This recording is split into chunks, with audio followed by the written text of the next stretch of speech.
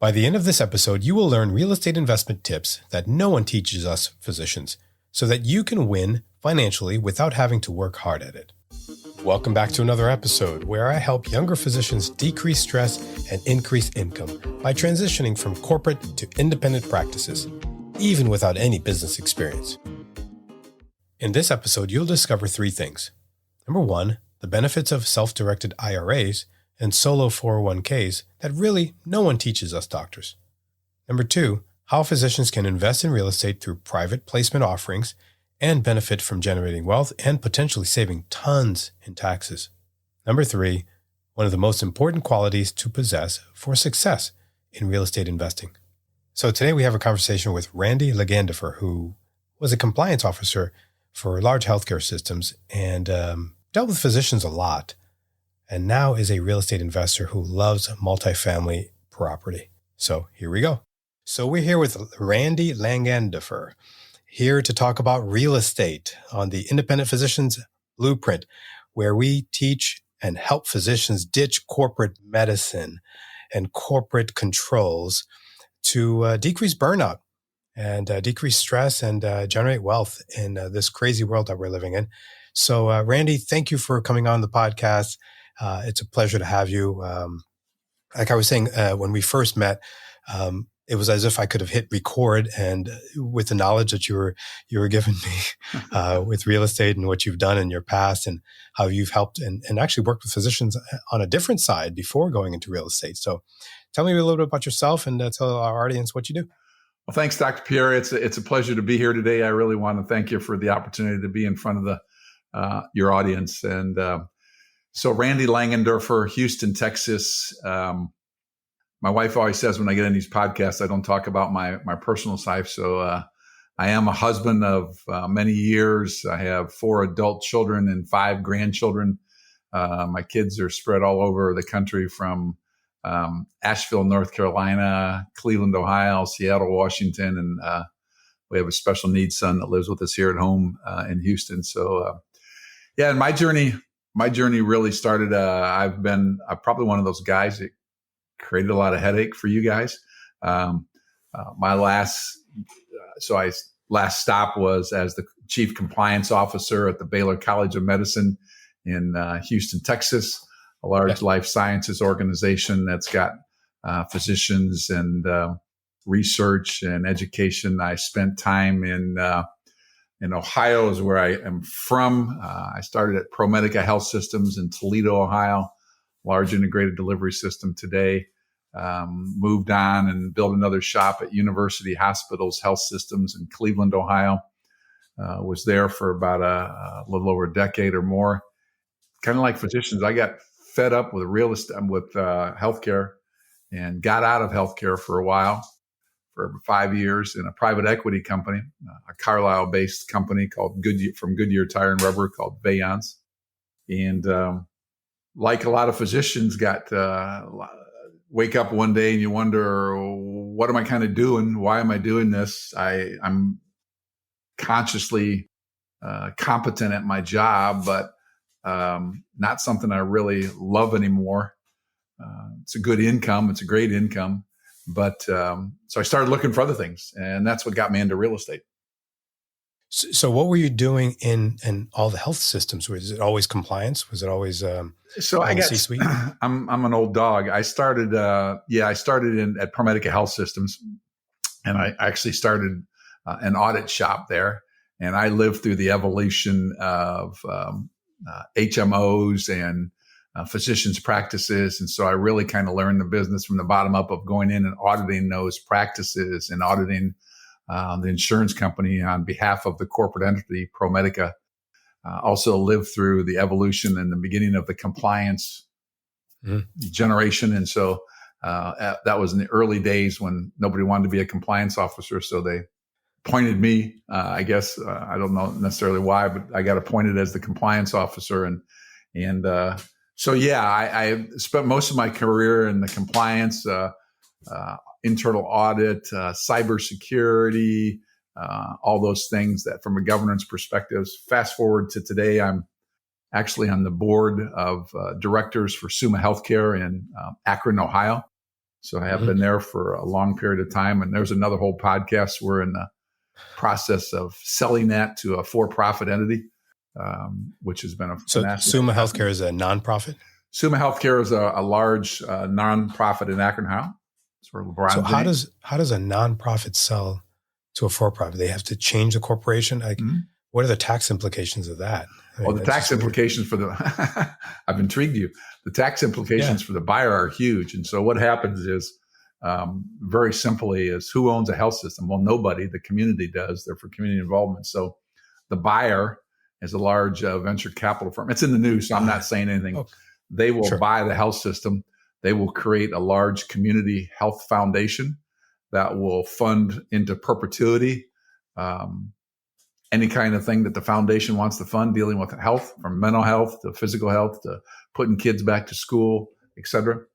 And yes, they change the tax structure to a for-profit, so they will start paying real estate taxes on all of the real estate holdings. And so that's a huge win for the community because you're putting more dollars into the local community to fund schools, et cetera, et cetera. So it's hated by physicians and most of the people to go for profit, but that's another whole story. I can talk about that one if you want. But yeah, it's interesting because it's going to kind of lead into what you do. Right. But in my mind, I'm thinking, okay, that private equity is going to be buying the real estate and buying the whole kit and caboodle. They're going to be dictating the rents that they're going to be receiving for those properties that they're buying, right? So, is there a fair market for that, or do they have to whatever the market will bear? Well, a lot of those tenants are physicians, right? They're leasing their facilities to physicians, and so in a nonprofit world, you're aware of the Stark regulations where providers cannot benefit physicians for their admissions. So in a for-profit world, though, that kind of it changes a lot. And they can increase the rents very easily if they want to. It really doesn't behoove them to jack them up out of the sky because the physicians are still their tenants and or their admitting profile. So there's a lot to be said there for having some self-control, I guess. Yeah, it's interesting. So now you do real estate. So you went from being a compliance officer in the healthcare systems to a real estate, multi-state real estate. Yeah. So I started, my wake-up call was when I was working for I call it my aha moment, is when I was working for the private equity firm, actually in Akron, Ohio at the time. I left healthcare, I said, and I thought I was going to get rich by going to a private equity firm and getting a bunch of stock options and all that stuff. And by the way, that didn't pan out either. But 2008, 2009 came, the Great Recession.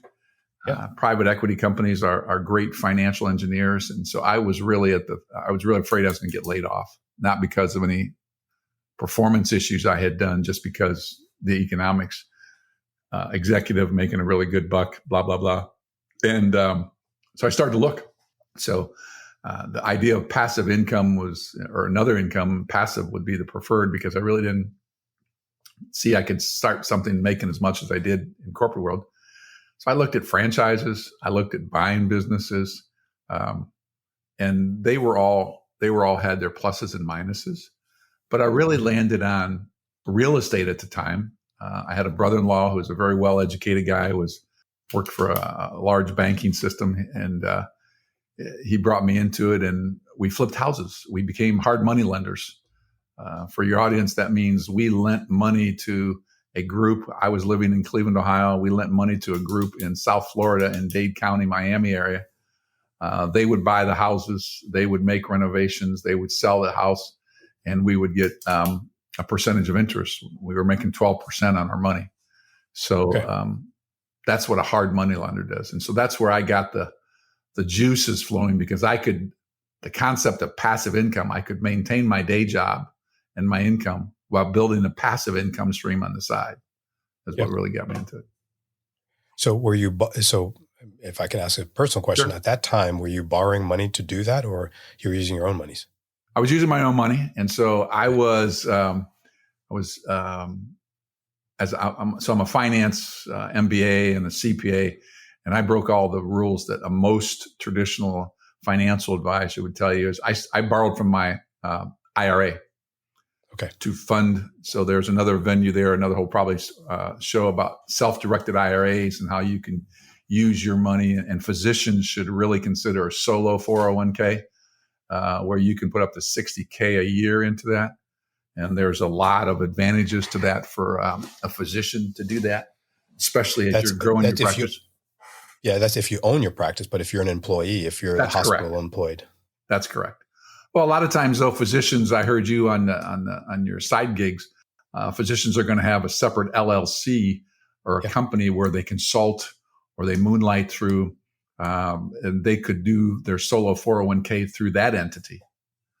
And so fund it. So what are the administrative costs for that? I mean, I know this is a real estate. We're talking about real estate now, but it's part of real estate. It's all part of real estate. So the administrative costs vary from the firm you hire anywhere. It's not expensive. There's an annual fee. It is totally legal. It is within IRS regulations.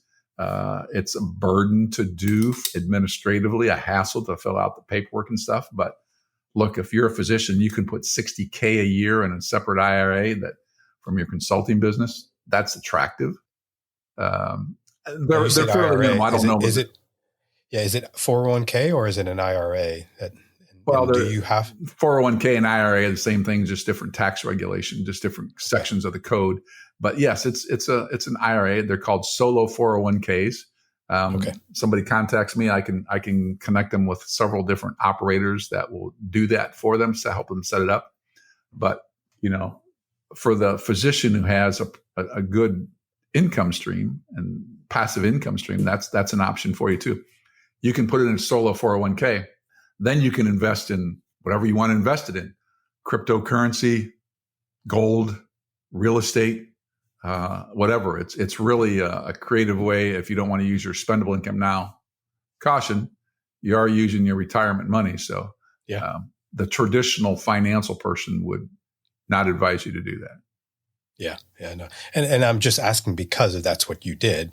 And I had not heard that you can actually direct your own investments within a retirement account.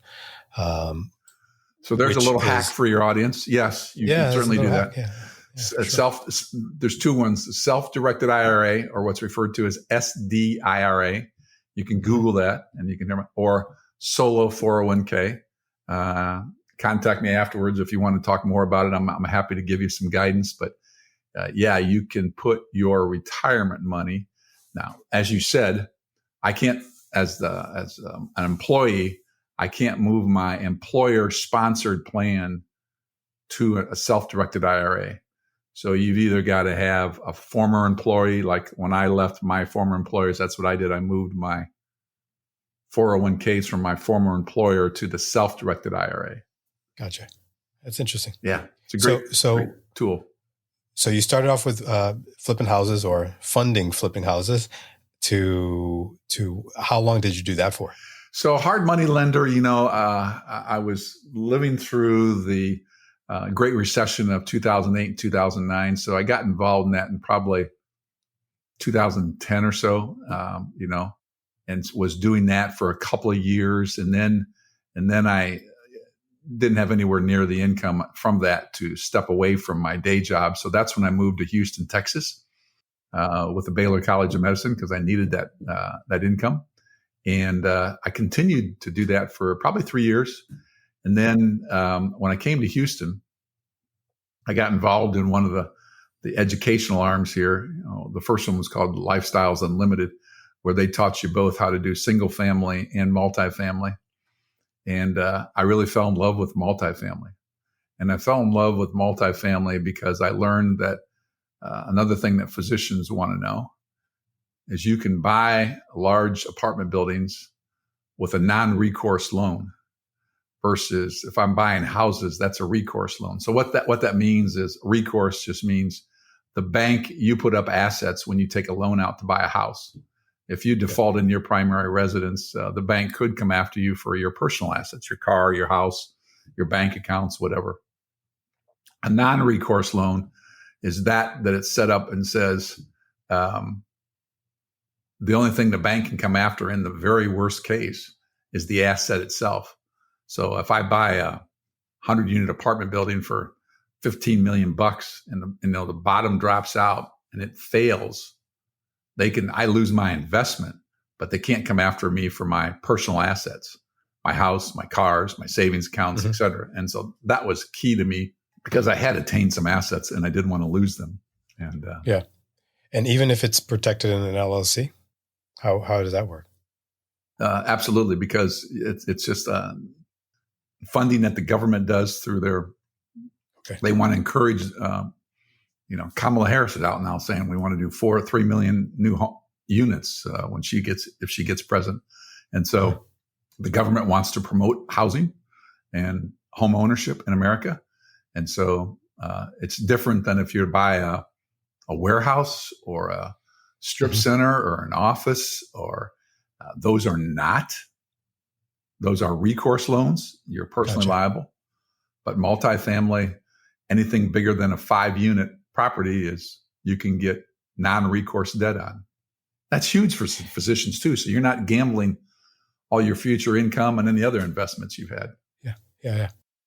So what would you say if someone says that you should buy your investments cash? You should save up and buy cash investments in real estate. There's nothing wrong with that strategy. I think everybody's individual is different. That would be what I would refer to as the Dave Ramsey strategy. If you've heard of Dave Ramsey, he is against debt in any fashion. I think my personal life is I'm pretty against debt myself, but I think real estate debt is good debt because it tends to appreciate as long as you can cash flow it. And I think, for the physician, if you're buying your own building that you're going to practice in, that's different. Perhaps maybe, but if you're going to invest in like deals, what I'm doing, I certainly wouldn't encourage leverage for that. I know people to do it, but I wouldn't encourage it. That's just my conservative nature. Sure. I've got a really good friend who has leveraged her primary principal residence, a vacation home and everything. And she takes the funding from that and rolls it into other investments. She says, it's just arbitrage. She pays 4% and she makes 7%. Yeah. It depends on the spread. Yeah. If you can make that spread, but with interest rates being so high, are you seeing higher interest rates now because of inflation and what we're seeing with the Feds and their interest rates on the commercial side? Absolutely. And there's a lot of hurt in the market right now because anybody that bought a large commercial multifamily property in 2020, 21, or 22 bought them on variable rate debt. And those notes are becoming due now. So there's a lot of hurt in the industry, but it's also a time of, when others are fearful, according to Warren Buffett, you should be greedy. There's a great buying opportunities out there today because of that. And so what would you say to the person that, how would you be able to mitigate that interest rate increase? Are you able to increase the rents for those multifamily units, or it's hard to do that? Let me hold that thought for just a second. So let me explain to your audience the difference between multifamily apartments and commercial single family real estate. Neither one of them bad. Single family, like your home, wherever that's at, the value of that home is based upon the comps of the neighborhood, right? So if you live in the nicest home or I should say an average home in a nice neighborhood, you get the benefit of that. And conversely, if it's a nice home in a bad neighborhood, you get punished for it. Commercial real estate is different. It's a cash flowing enterprise. So the value of the property is determined by how much cash it generates. And we refer to that as the net operating income. So it's really simply income minus expenses. So in commercial real estate, if I can increase the NOI, the net operating income, by either raising rents or lowering expenses, I've forced appreciation into the property. So I bought it and I've grown the rents, or I've decreased the expenses, or both. I've forced appreciation by the NOI being greater. And it's a multiple of the NOI that creates the market value. So I think the answer to your question is the way we try to, it's either there's two kinds of investments. Either you're doing a yield play where you're buying it just for a constant cash flow, or what's called a value add deal for where you're buying a property and it's like fixing up a home versus buying a new home. A value add is buying a apartment building that needs repairs, needs renovation, outside, inside, both. You make those renovations and you raise the rent. So that's called a value add deal. A yield play is one where, it's a newer property, it doesn't need to be done. It's maybe just mismanaged, and you're going to manage it different. And you're going to provide the investors a 5, 6, 7, 8% yield a year. And over a period of what's considered a good NOI? And I guess the NOI is similar to a cap rate, or I love it. We're getting into, obviously, an astute physician. The value of the property is the NOI over the cap rate. That's how commercial real estate is developed, right? And so your audience may ask, again, what's a cap rate? A cap rate varies from market to market. And it really is what an average investor would pay for a return in that market. So what an average investor would pay for a return in that market. So that varies from Cleveland, Ohio to Houston, Texas, or Tampa, Florida. And that rate is somewhat creative in nature, but not really. It's somewhat. So think about it. If I have a brand new apartment building, it's lower risk, that has, everybody wants to live in a new apartment building. So I'm going to expect a lower return in something like that. I'm going to expect 4 or 5%. I'm just throwing out the number. That's what you'd get from a REIT. But an older asset, let's say one that's built in the 90s, that's more of a C-class property, investors would expect a higher return. So, they want to see in the general key performance indicator in real estate is internal rate of return, or IRR.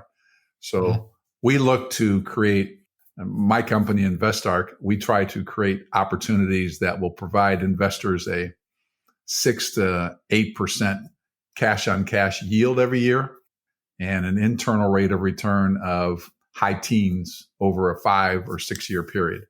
So you're getting the advantages of a quarterly or monthly cash flow plus the back end appreciation is what we're targeting there.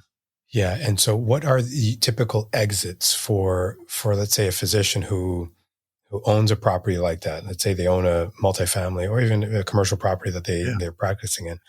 Do they look at a 10-year horizon, 15, 20-year? I think, first of all, every investor, physician, and otherwise, but I've known a lot of physicians, spend a lot of time in them. They're very busy individuals, and they're very detailed-oriented individuals. They're scientists, and that's great. But I think they first have to decide, do they want to be an active investor or a passive investor? So an active investor is the one who goes out and finds the apartment building to buy, to run. I don't think the average physician has the time to run an apartment building. So they got to find a property manager at a minimum. But active versus passive, and the illustration we give all the time is, the airplane. Put it this way, the airplane, the pilot in the front of the plane is the active investor, or he's the one that has to worry about the weather, the ground control, the safety of his passengers, the mechanics of the airplane. Versus the person in the back of the plane is the limited partner or the investor who's sitting there reading their favorite book and sipping their favorite beverage, enjoying the ride. So first, people got to decide what they want to do. And then it's a matter of what they want to be, active or passive. And I think I would encourage most physicians to start out in the passive world, investing in other people's deals. And then there's as you know, Dr. Pierre, there's a plethora. There's 4 different classes of commercial real estate. There's office buildings, there's industrial parks, there's retail, and there's multifamily. I don't really want to invest myself today in office or retail products. That's me. Other people may. So I invest some of my own money in industrial warehouses because that's a very growing trend. But my day job today is after leaving the medicine world, I do full-time real estate and look for deals to apartment buildings to buy and put investors together to buy them very simply and give them a healthy return. So yeah. So that's Investment Arc. That's Invest Arc. That's Invest Arc, and that's a company that you have. So I didn't actually realize that you actually do that. Would you be considered a REIT or a private? So I'm a private equity firm. Small boutique private equity firm. Yeah. Versus a REIT. And so your savvy physician might say, why would I do something like a private placement offer? Why not just put it in a REIT? Well, that's a possibility. The difference I would say is the wealthy people generally invest in private placement offerings. Donald Trump didn't create, and whether you like him or you don't like him, but from a real estate perspective, he's a very successful individual, and he invested in a lot, and others invested in these private placement offerings that I'm doing because you share in much more of the upside than a REIT. On a REIT, you don't get the tax benefits of a K1. You're a shareholder. So from a tax perspective, it's better. And it's more closely tied to the stock market. And then lastly, you have to really look for a multifamily because there's so many different kinds of REITs. The majority of them will focus in industrial or office or retail. I mean, I was involved in REITs long ago, and they bought large office buildings across America. So it's not bad. Yeah. Just be aware of the investor and know what you're getting into. Yeah. And for those that don't know what REIT stands for, it's a real estate investment trust. Correct. Is that right? So it's a different type of investment, mainly in real estate. So you've given a lot of good nuggets today. Some of it went pretty deep. And if we want to find out more about your company, how do we get in touch with you? Yeah, so I actually have another plug, if I could, just for a second. I'll give you that information. But I've started, myself and another partner started an educational arm. So if there's a physician out there that really wants to perhaps buy an apartment building, how would they do that? Or perhaps there's a physician out there that wants to they just want to be a passive investor. They just want to get in the game and learn a little bit. So we've started an educational arm called, it's very affordable, multifamilymaestros.com. It's all one word. Multifamilymaestros, all one word.com. So that's one way you can get a hold of me. There's a discovery call on there. And my syndication business is invest-ark.com. You can certainly find me there. And I'm on all the social medias, LinkedIn, Facebook. Absolutely, yeah. Happy to connect. And we'll add all those handles to the show notes. I just wanted to hear if there's other things that you were doing, and obviously I didn't realize that you had the course. Well, I'm educational arm. And there's a third leg of me today that's doing development work. So we're another friend and I want to eventually build apartment buildings, and we're starting out small with a proof of concept. So we're building a few houses here in Houston.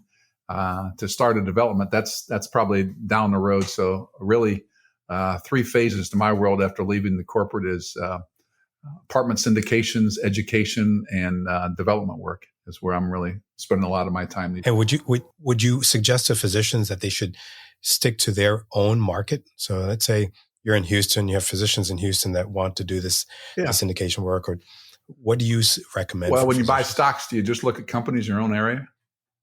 No. So I would say the answer to that is, where's your comfort zone? Where's your comfort zone? So I think where I would suggest people invest with those they know, like, and trust. Mm-hmm. So before you invest a penny at all, talk to people, educate yourself, more before you throw the dollars at something. If it's not me, it's somebody else. There's other people like me out there, and educate yourself. I started out, I was living in Cleveland, Ohio, flipping houses in Dade County, Florida. Okay. I was gonna ask you that if you had lived in Miami. No, I was living in Cleveland, Ohio. And to your point, we were flipping houses in Dade County, Miami, Florida.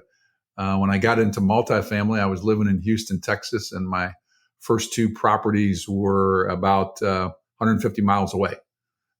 In Beaumont and Port Arthur, Texas, about 150 miles due east of Houston. Those were my investments. And so if you only look in your area, in your immediate, you may know that area, but it's also just a very limited fishing pond. Yeah. Makes sense. Makes total sense. The point of it is I would encourage a physician who has spendable income more so than a majority of the population. Really pause and think, do you want to be an active investor owning the property yourselves? Or do you want to work with someone to do it and learn the business and then maybe branch out? Entirely up to you. It's great advice. So I was doing some things at the end of last season, and it was the rapid fire questions, 1-word answers. And I wanted to know if you wanted to participate in that today before we end our Do I have a choice? Well, you always have a choice. Sure. No, I'd love to participate. I'm just pulling your chain a little bit. I know. So what's your favorite movie?